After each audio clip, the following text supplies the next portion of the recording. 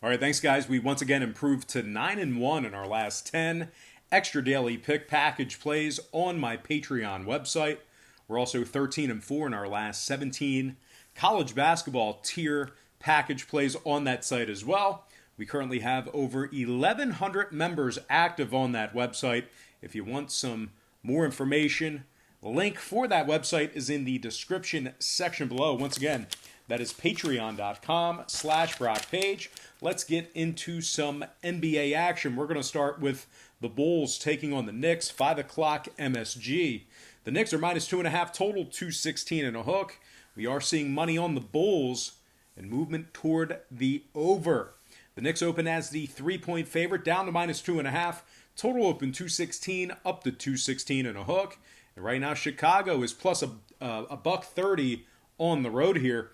Now, if you like Chicago in this matchup here, just keep in mind they rank in the bottom 3 in offensive rebounding, bottom 10 in scoring on average per game. They've dropped 9 out of their last 10 matchups.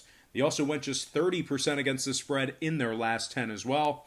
Chicago ranks in the bottom 10 in offensive field goal percentage, bottom 10 in defensive field goal percentage as well. So equally, just as bad on both sides of the court. Now, a couple more things to add about Chicago. Out of their 28 road games, they've been victorious in just 8 of them. Now, we have a whole slew of people on the injury report, so let's go ahead and get into it. Porter, Dunn, Markkanen, Cornette, Hutchinson, all listed as out for Chicago. Satoransky, Valentine, Carter, and White, they are listed as questionable. Chicago, bottom 3 in road offensive rebounding, bottom 10 in road scoring. Now, the Knicks on the other side, believe it or not, they went 60% against the spread in their last 10 games themselves. And as bad as they are this year and as bad as they've consistently been, they're not really as bad as you think against the spread at home. They're 50% against the number at Madison Square Garden this year. They rank in the top 10 in the NBA in home defensive rebounding.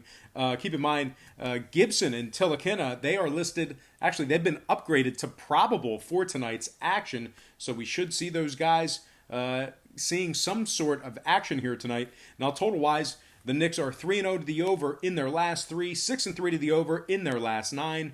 Meanwhile, Chicago 2-0 to the over in their last couple of games themselves, 80% to the over in their last 10. I'm going to lean toward the Knicks, minus 2.5 in the over, 216 and a hook in that game. Next matchup, Blazers, Hawks, 7:30 Atlanta. The Hawks are minus 1.5 at home, total 237. Half a point move toward the Hawks and movement upward on the total. Atlanta open as the 1-point favorite, up to minus 1.5. Total open 235, up to 237.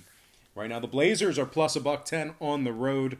The Blazers are also ranking in the top 10 in scoring on average per game. They're in the top 10 in shooting the 3-ball. C.J. McCollum, 22 points a game, 4 rebounds, 4 assists. Hassan Whiteside, 16 points a game, 14 rebounds, and 3 blocks. Of course, Carmelo Anthony looks like found a very good fit for him later in his career. He's averaging 16 points a game, 6 rebounds. Portland ranks in the top 10 in defensive field goal percentage as well. Now keep in mind Damian Lillard is still out indefinitely. That's why you see such a short shot here with regard to the spread. But Atlanta on the other side, 13th in the Eastern Conference, just 18-43 overall for the year, 7.5 games back of Brooklyn for that 8th seed. They rank at the bottom 10 in offensive rebounding, dead last in shooting the 3-ball. Now, the Hawks are just 12-18 straight up at home this year. They failed to cover the point spread in 5 out of their last 8. Now, a couple more things to add here about Atlanta before we move on. They rank in the bottom 3 in points allowed, bottom 3 in defensive rebounding. They're giving up 119 points per contest. Of course, conversely, 3 out of Atlanta's last 3 games did get over the number. They're also 70% to the over in their last 10. One more thing to add, Bembry and Jones are listed as questionable for the Hawks. Now, Portland on the other side, they are 70% to the over in their last 10 themselves. A lot of overs between these two teams. I think Portland should be able to get it done on the road here. I'm going to lean Portland plus 1.5 in the over 237 in that contest. Next game, Nets, Heat, 7:30 Miami. Miami's -7 at home, total 219. We're actually seeing a little bit of money on Brooklyn in this spot here, and we're seeing a significant move downward on the total. Miami opened 7.5, down to -7. Total opened 222, all the way down to 219. Right now, Brooklyn's plus 255 on the road here. And if you like the Nets in this matchup here, they've lost their last 3 straight games. They also failed to cover the point spread in 4 out of their last 5. Brooklyn ranks in the bottom 10 in offensive field goal percentage, bottom 10 in defensive rebounding. Now, out of their 29 road games on the year, they've been victorious in just 10 of them.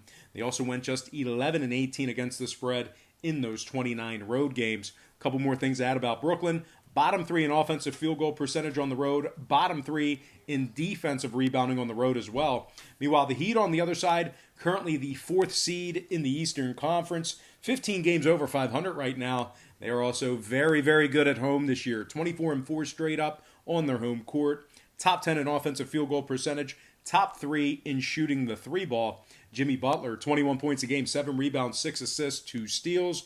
Goran Dragic, 16 points a game, 3 boards, 5 assists. And Bam Adebayo, 16 points a game, double-digit rebounds for him. As a matter of fact, it's 11 rebounds a game for Bam Adebayo and 5 assists. Miami ranks in the top 3 in defensive rebounding, top 10 in defensive field goal percentage. They're averaging 118 points per contest in the friendly confines. They're also shooting 49% from the field at home as well. Now, 6 out of Miami's last 6 all got over the number. They're also 19-9 to the over at home. Meanwhile, Brooklyn 3-2 to the over in their last 5 themselves. I'm going to lean Miami -7 and the over 219 in that game. And before we go ahead and move on, just want to take another quick timeout and welcome you to the show. Got some lines and personal leans out for Saturday's NBA action. Happy Saturday to you. Hopefully you're having a great weekend. Now, before we go ahead and move on, just got to quickly remind you once again to check me out on my website at patreon.com/BrockPage, where we do daily premium sports picks on that website, beginning at just $1.99 through the end of the month. Now, you're probably wondering, well, what's the difference between the Patreon page and what Brock is doing here on YouTube? And that's a great question. So what I do here on YouTube, I handicap every single game on the board, give you an opinion on every game, side, and total. But what I do on Patreon is I really narrow it down and break it down to just 3 to 4 premium picks per day. They're high percentage sports picks, games that I personally have action on. And I'll tell you this much, my current Patreon record is a whole lot better than it is here on YouTube, handicapping every single game on the board. Definitely not a winning formula to bet every single game on the board with your hard-earned money. Guys, we improved to 9-1 yesterday in our last 10 extra daily picks. The extra daily pick is a package that I offer. That's just $2.99 through the end of the month. You get billed $2.99 the day you signed up, and then you get billed $2.99 on the first of every month. So once again, extra daily pick package, 9-1 in our last 10.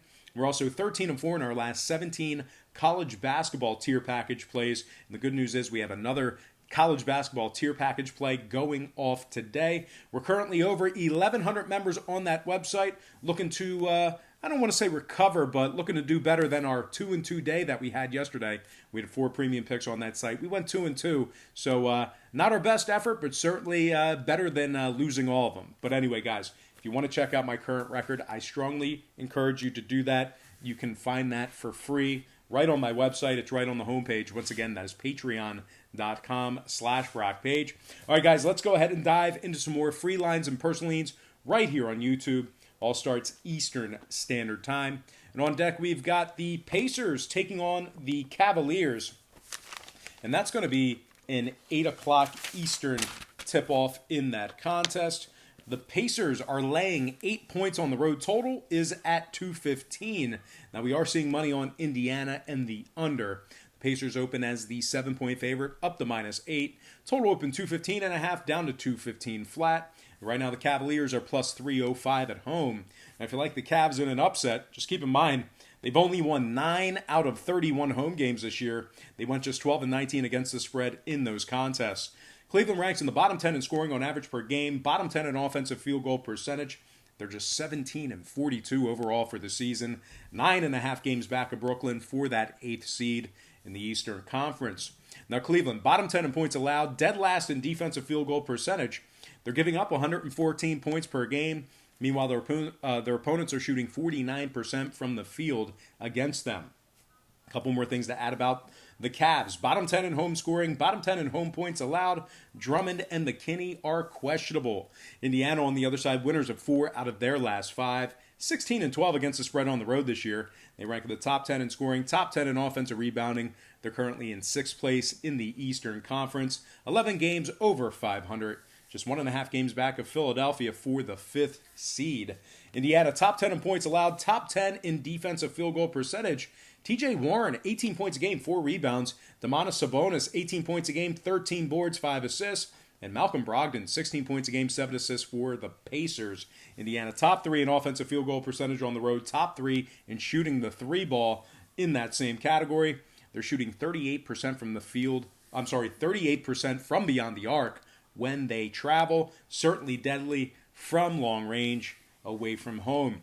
Now, total-wise, Indiana 4-0 to the under in their last 4. Cleveland 6-2 to the under in their last 8. I'm going to lean Pacers -8 and the under 215 in that contest.